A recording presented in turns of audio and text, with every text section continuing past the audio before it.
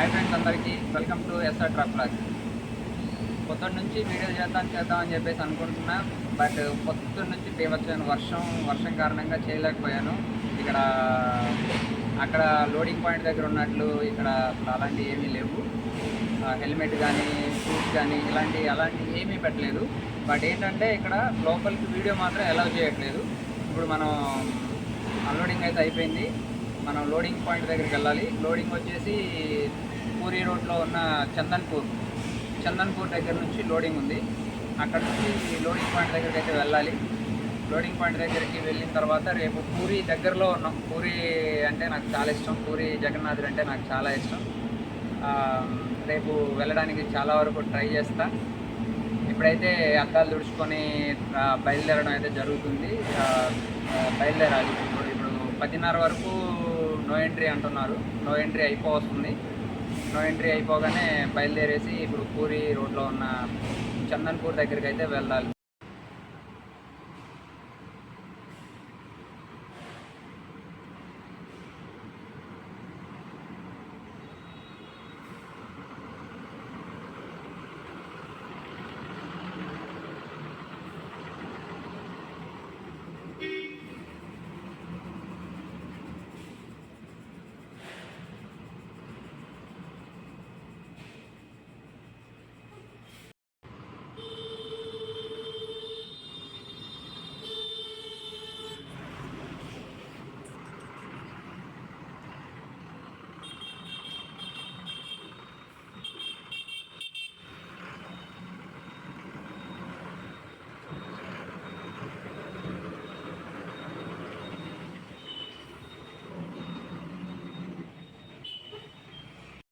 అయితే no entry time అయితే అయిపోయింది. మనమైతే బయలుదేరినాం. ఈ ప్రజెంట్ అయితే భువనేశ్వర్ సిటీలో ఉన్నాం.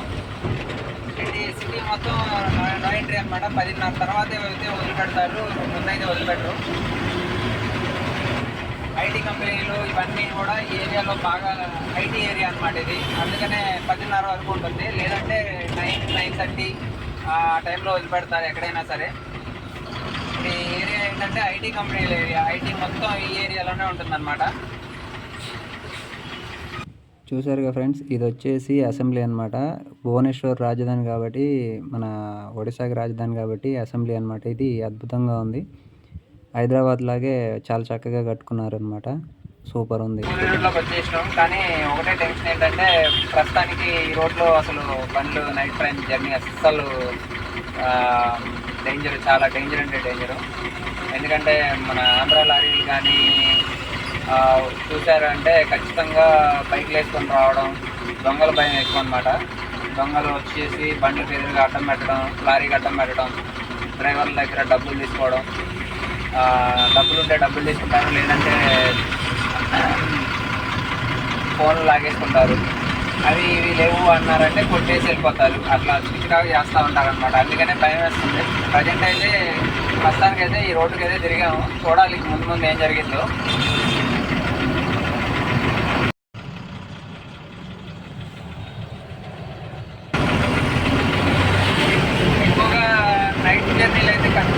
ఖచ్చితంగా మన ఆంధ్ర బళ్ళు సింగిల్గా అయితే అస్సలు వెళ్ళడానికి సాహసాలు అస్సలు చేయరు.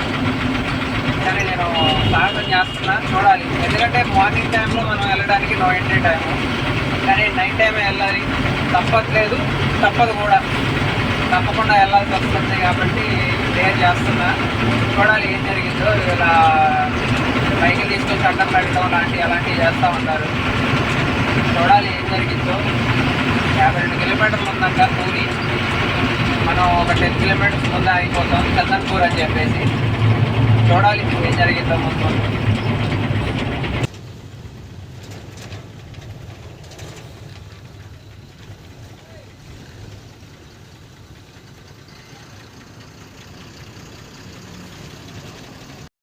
ఓకే ఫ్రెండ్స్, మొత్తానికైతే ఇక్కడ చందన్పూర్ అయితే వచ్చినాం. లోడింగ్ పాయింట్ దగ్గరికి అయితే వచ్చినాం. కాటా దగ్గరికి రమ్మని చెప్పారు. పార్టీ ఫోన్ చేస్తే కాటా దగ్గరికి రమ్మన్నారు. మొత్తానికి అయితే సేఫ్గా అయితే రీచ్ అయ్యాం.